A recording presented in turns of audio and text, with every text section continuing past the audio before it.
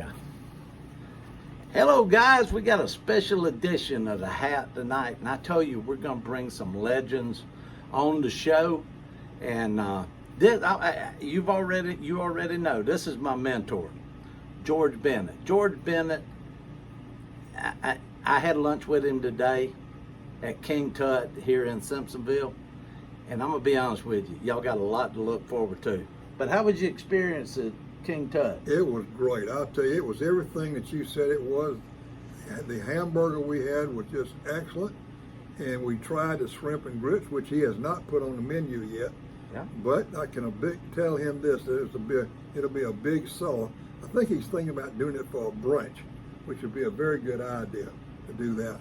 So, but the hamburger was very good. It was juicy, and the meat was prime beef. So it was a great place. And after we found it, and you got to look real careful if you find it when you go down. It's on the right-hand side of South Main Street in Simpsonville. Hey, I'm gonna tell you what, and this guy's just like me. He shoots as straight as a Trevor Lawrence pass. So, hey, go down there and check out them. They just do a good job, and they will make you lick your lips, smack your lips when you leave. And be sure to ask for Flo and Tiny too. Oh, that's right. Tiny's a cook, a chef, and you can tell Tiny enjoys what he's doing because he's a big guy. Oh, that's right. Hey, we're gonna start out with George. And what we're gonna do with this series is a couple of clips. We're live here in the cave today, so we're not on site at Elkmont like normal, but you are going to look forward to clip 2 after you watch this one. So we're gonna kind of wet your taste buds and go from there. But I'm gonna let George start out with how he got to Clemson. Hit it. All right. Well, the first time I went to Clemson was 1939. I was 6 years old, and my dad's parents, my grandparents, and my dad and his 3 sisters moved from Dawsonville, Georgia, to St. Matthews, South Carolina. And the three daughters, my 3 aunts, never talked about where they came from. It was always back yonder. You ever use the expression? Yeah. Back yonder. Yeah. So in 1939, we went to visit my great-grandparents back yonder. And on the way back to Columbia, we came through Clemson to see my uncle, who at that time was a freshman. And so that was my first experience in 1939 being at Clemson. Now the next time I went to Clemson was after the war.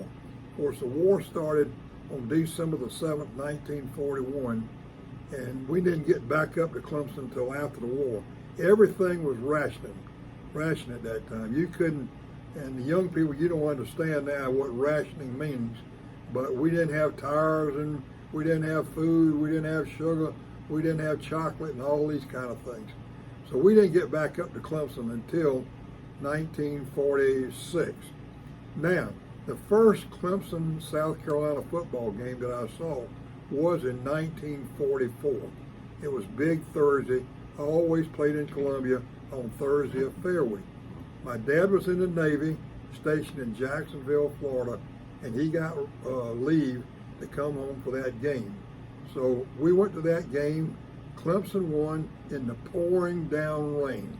One of the first times, a few times, that it's rained during that game. And I remember my dad's big old Navy pea coat. We just wrung out the water into a wash tub. And but anyway, that was my first game. And then the next game I went to was 1945. The war was over, but my dad hadn't gotten out of the Navy yet. So George Crawford, who was my schoolmate in the 5th grade at Rosewood School, he and I went to the game. And we had a great time, and Clemson won that game also. So that was kind of my first experience of going to Clemson football games. Well, and back in those days, wasn't every game in Columbia? Every game. Yeah. Every game was played in Columbia at what was then called Big Thursday. It was a state holiday. It played on Thursday of Fair Week, and the Clemson let out on Wednesday afternoon after classes, and all the cadets and everybody came to Columbia on Wednesday night, and then the game was on Thursday. All right, so that was your first 2 games. Then where did it lead you to Okay, Clemson? well, of course, I went to 46 and 47. Now, in 46, something really interesting happened. Yeah. Somebody counterfeited 10,000 tickets. Oh my! 10,000 tickets. In 46? In 46, Oh. yeah.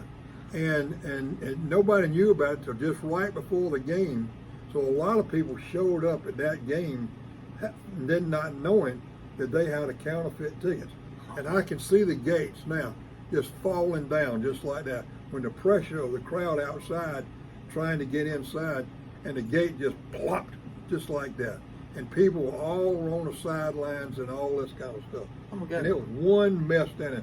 In fact, Coach Howard told told stories about it, that some lady was trying to tell him how to coach down there and giving him plays to run. Because she was that close to She the was field? she was right sitting right beside him. And then in 1948, something really interesting happened.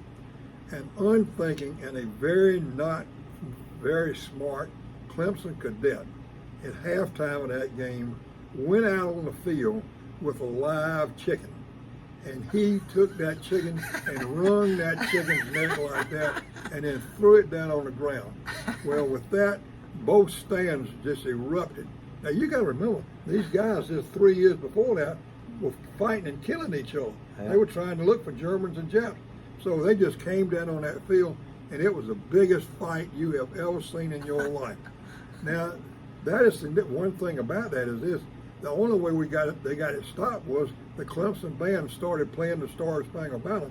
And of course, all these guys have been in the Army, so they snapped to attention, and that's how the fight stopped.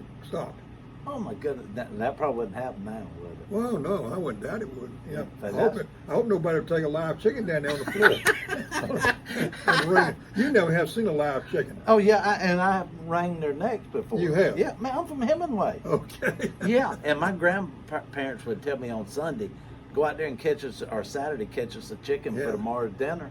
And sure enough, we would have to ring it. Well, my mom would send me to the grocery store in our neighborhood and tell me to pick out. Don't let them get me a plump. Don't bring a skinny chicken back here. You make sure it's plump. And then she'd take that chicken and cut the neck off. You know? Oh my goodness, that's awesome. Yeah. All All right, so that's 48. Yeah. Okay. Now, there's something significant about that happened later on. Tell me about it. All right.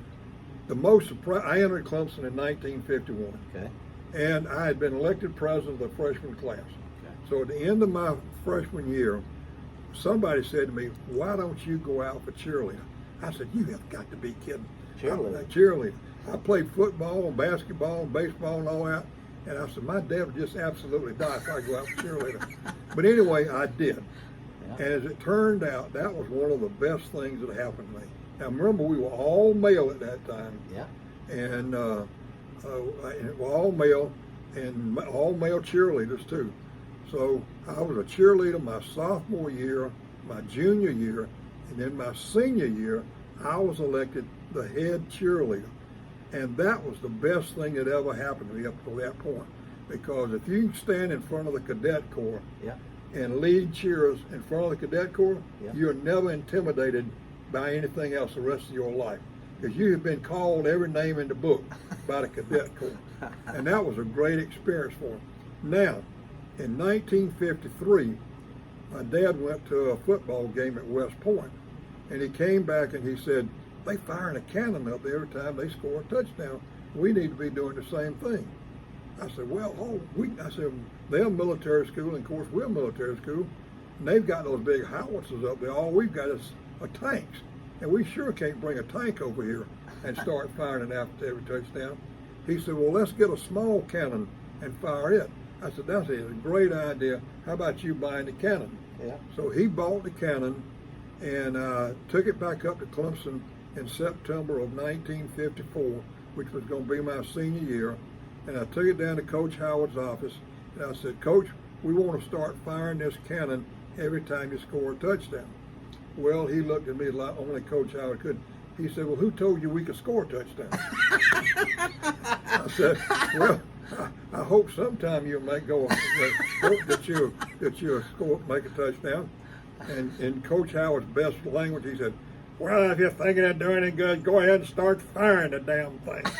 So we playing Presbyterian the first game, and we got the cannon sitting down on the ground over there. And the guy we had designated as a cannoneer, his name was Orlando Perez. He was from Puerto Rico. Okay. And so it was sitting over there, so we scored a touchdown, and he goes over and pulls the cord on the cannon. Nothing happens. So he puts his foot behind it. And with that, he pulls the cord, and it goes off. Well, I can see my dad running down out of the stands hollering, be careful, somebody's going to blow their foot off. So we were real careful the rest of the game. So that next week, he sent a hand truck up on the bus. The bus station was down there where the Subway shop is now. And I went down and picked up that little hand truck and took it to the physical plant and had the hand truck and the cannon mounted together. Now, the irony of that story, we have worn out lots of cannons because we've scored a lot of touchdowns. Yeah. But we ain't worn out that hand truck yet. That is the same hand truck as back in 1954. Oh, my. Man, I'm going to tell you, this right. How long are we going to do this? 10 hours a day? That's it. You ain't got to go home, do you? Need to cut that one. All right. Hey, that's it for the first segment. Then we're going to start, man. Let me tell you, at lunch, I couldn't even eat for listening to this guy. And I knew it was going to be just like it is. So stay tuned for number 2. That's what you get just as a teaser. As always, go Tigers. Oh, dude, that was awesome.